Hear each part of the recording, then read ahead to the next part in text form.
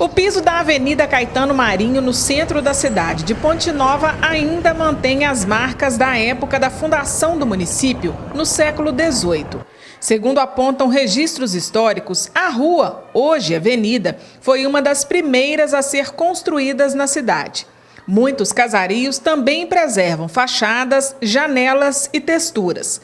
Nesta casa, por exemplo, a data de 1912 é a prova de que após 104 anos, a história resiste e convive harmonicamente com o moderno.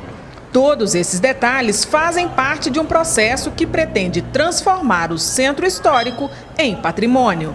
Esse projeto, então, iniciou em 2008, né? E teve seu desdobramento em 2009. Foi pensado na questão de projetos ligados ao patrimônio. O município, na época, pensou na questão de que tombar o centro histórico, o núcleo todo do centro histórico, seria importante para a questão de preservação do patrimônio, mas também para a questão de aumento de pontuação do ICMS cultural, que é, por exemplo, o que a gente fez, por exemplo, a proteção do pontilhão. Aí você levanta uma documentação e você consegue recursos para aquele bem, e proteção daquele bem como estamos usando agora para poder fazer a reforma do pontilhão. Esse projeto, esse dossiê que foi feito, há um dossiê do núcleo, né, do centro histórico, do tombamento do centro histórico, ele não foi aceito pelo IEFA, que é o Instituto Estadual do Patrimônio Histórico e Artístico, necessitando de complementações. Para que o Centro Histórico de Ponte Nova seja considerado um patrimônio do município, é preciso que antes algumas condicionantes sejam respeitadas, e elas vão muito além do que o simples tombamento de alguns casarios. Será proibido, por exemplo, aqui no Centro Histórico, o tráfego de veículos pesados. De acordo com o decreto, veículos que medem acima de 8 metros de comprimento e pesem acima de 7 toneladas não mais poderão passar pelas ruas do Centro Histórico. Uma das questões colocadas no próprio TAC do Ministério Público são decretos de regularização, por exemplo, da comunicação visual do centro, porque nós temos aqui, na verdade, nós temos uma parte moderna dialogando com uma parte histórica. Então, a questão dos casarios, né, por exemplo, nós temos a casa da família Pinto Coelho, ou a casa do João Brant, que já são casas que já são inventariadas, que já possuem toda uma proteção.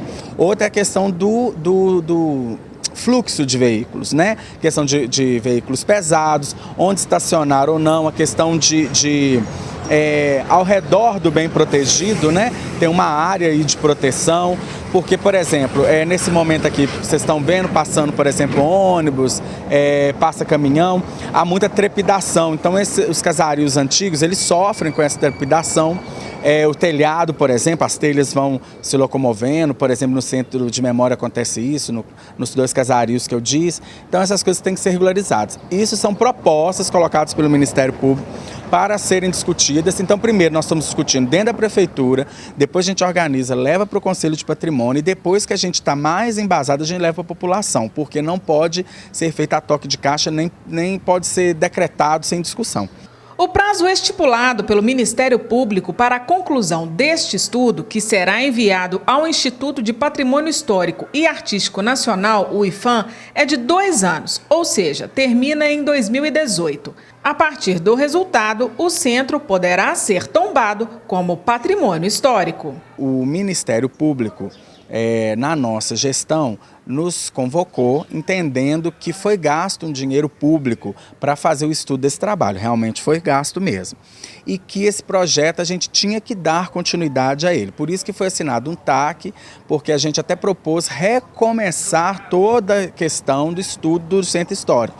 Mas como o Ministério Público entende que já houve um gasto considerável, um investimento, e que o trabalho não foi feito, nós então temos a obrigação de dar essa continuidade ao processo todo que esse dossiê levantou.